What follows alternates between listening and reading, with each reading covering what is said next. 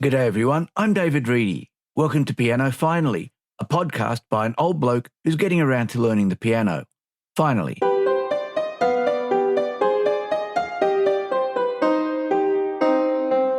Welcome to show 33. Thank you very much for taking the time to listen. If this is your first time hearing the podcast, I hope you enjoy what's here. If you're a returning listener, then thanks again for coming back. If you're learning the piano or another musical instrument, let me know how you're going with it. You can contact me at david@pianofinally.show.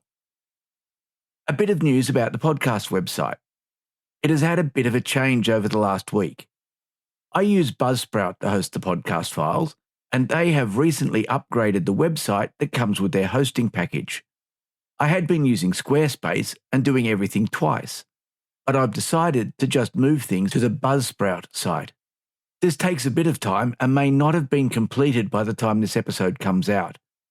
The address of the site will stay the same at www.pianofinally.show, but during the changeover, it may go offline or point to the old site for a short while.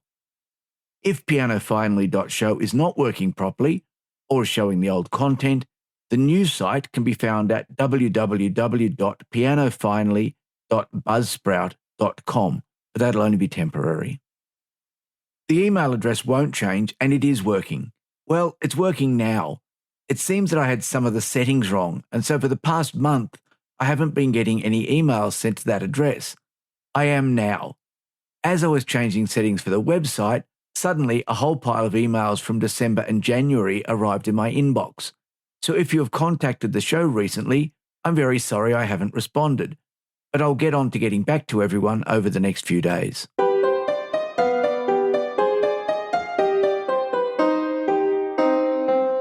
I got to some more live music during the week.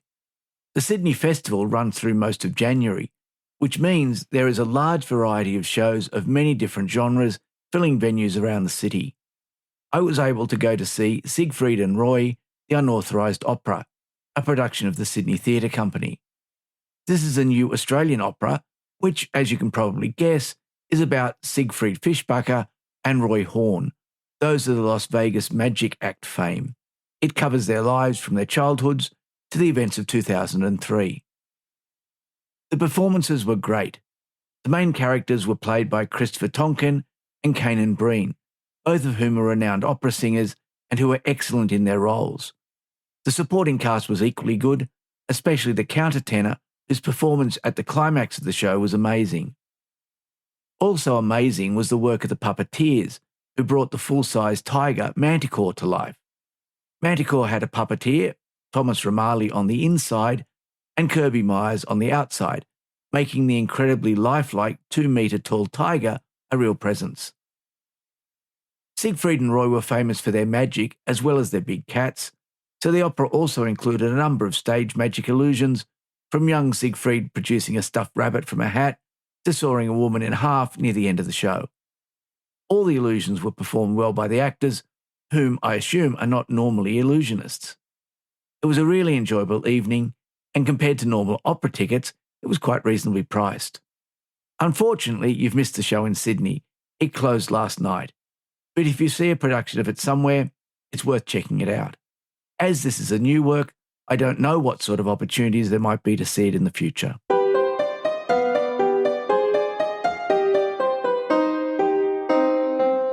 Playing with music. I know that there are a lot of people who see music as a very serious business. While I've been writing this, the Australian radio station, Triple J, has been running down their list of the hottest 100 songs of 2024.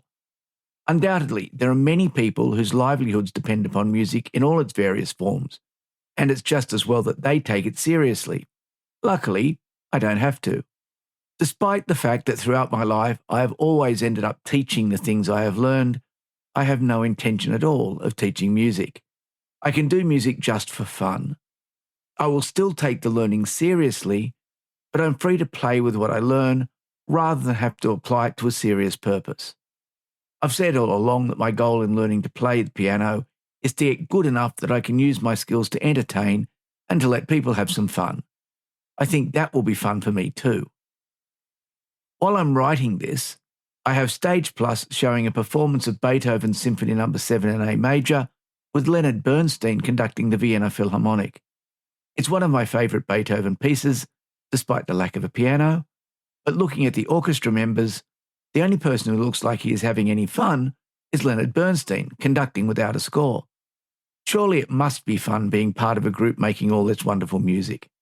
Practicing scales is not the most fun of learning to play the piano, so I've been looking around for ways to play with that process while still improving my playing.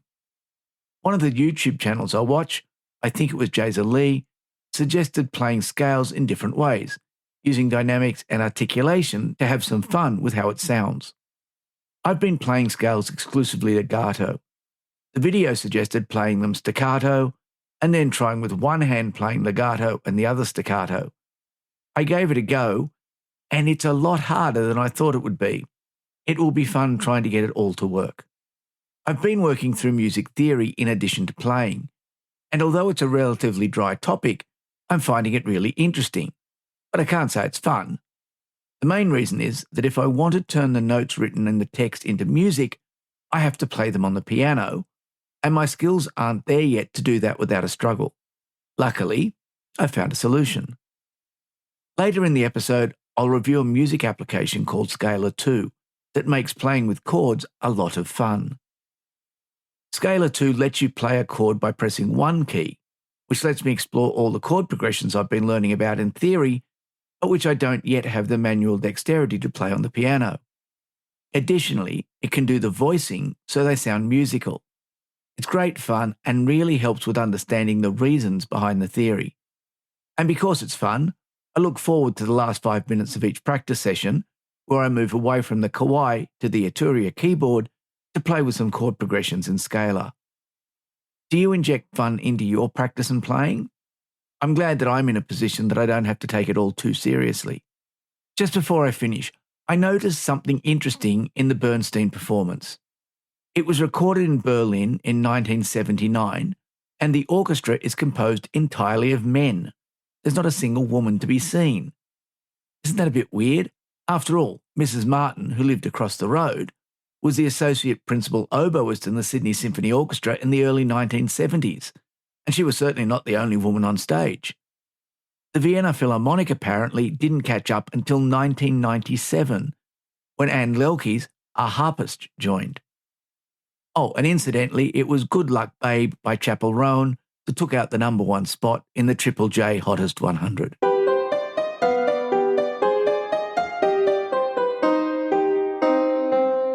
I'm not sure how effective Facebook advertising is, but I'm pretty sure that it's not as effective as they like to make out. I don't use social media a lot. The algorithms that push content and I do not agree on much, so I pretty much stay away.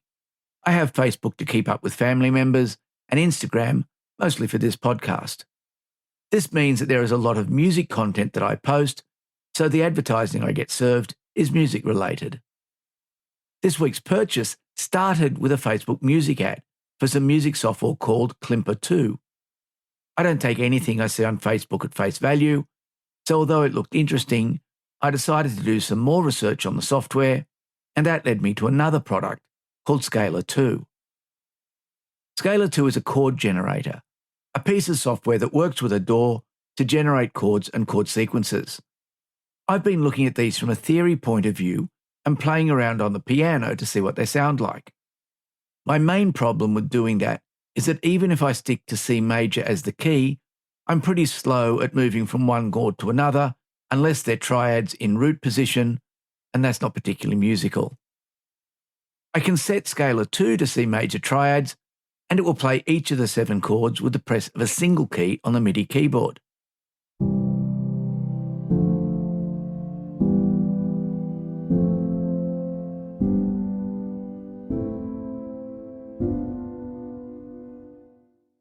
That's fine, but I can do that myself.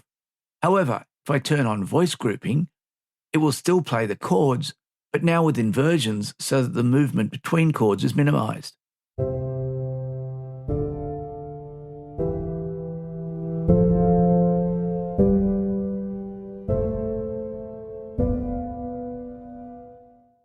I've been using that to give me hints on how to do it myself back on the Kauai. Of course, it works with all the scales and lots of different modes, including the church modes, scales from jazz, blues, Persian and Eastern scales, most of which I've never heard of, but which are fun to explore.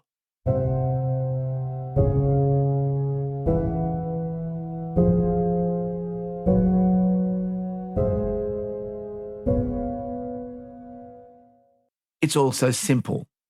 With a lot of research, work and practice, I could do all of this without the software, but with it, I can sit down at the keyboard and explore a much wider range of music than I would be able to otherwise. Chord progressions are another feature of Scalar. I know the 1-5-6-4 progression, of course, but there are many others.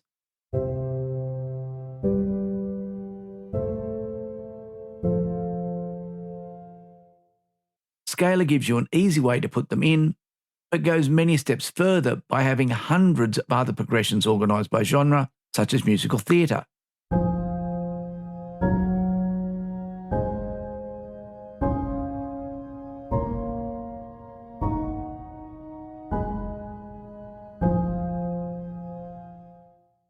Scalar also has chord progressions designed by musicians and included in the software.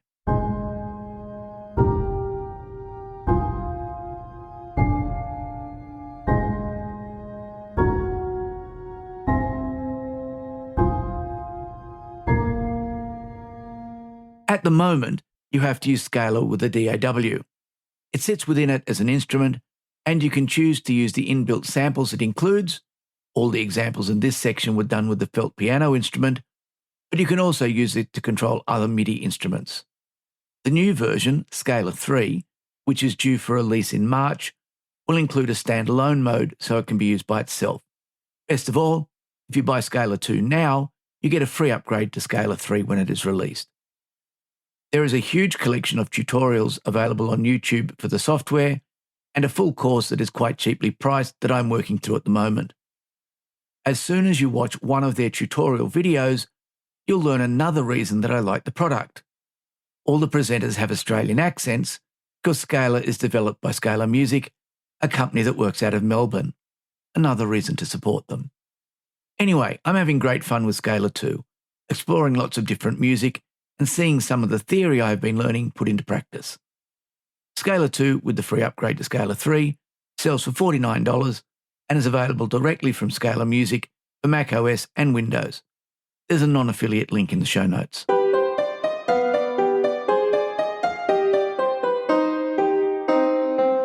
Well, that's it for this week. If you'd like to contact me, email is the best way. You'll find me at david@pianofinally.show and the website at www.pianofinally.show, or just for this week, pianofinally.buzzsprout.com while things are changing. In all cases, Piano Finally is all one word.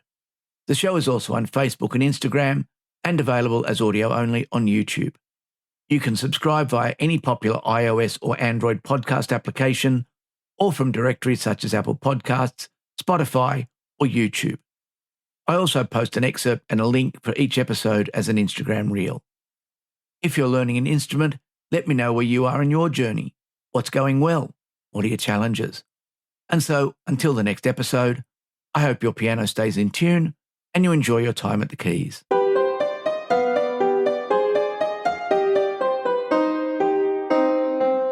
Again, I'm including 2 pieces and 1 exercise in this week's progress. The first piece is the Bagatelle in F by Daniel Gottlob Turk. It's a List B piece from the Ansgar book, and it's coming along nicely. The second piece is Afternoon Snooze by Andrew Craggs from the Ansgar preparatory list. I've recorded it in 2 bits. Firstly, bars 1 to 6, which I've been practicing a fair bit, and the new bit, bars 7 to 12. I've edited them together, but I thought I should let you know it took me 2 goes. When it comes to the exercises, I'm still on Czerny exercise number 1 from Czerny's Opus 599. All the recordings were made using the Kauai NV10 as the keyboard, and Piano Tech is set to the New York Steinway Model D in close player mode. I'm going to change the piano in Piano Tech every so often for a bit of variety.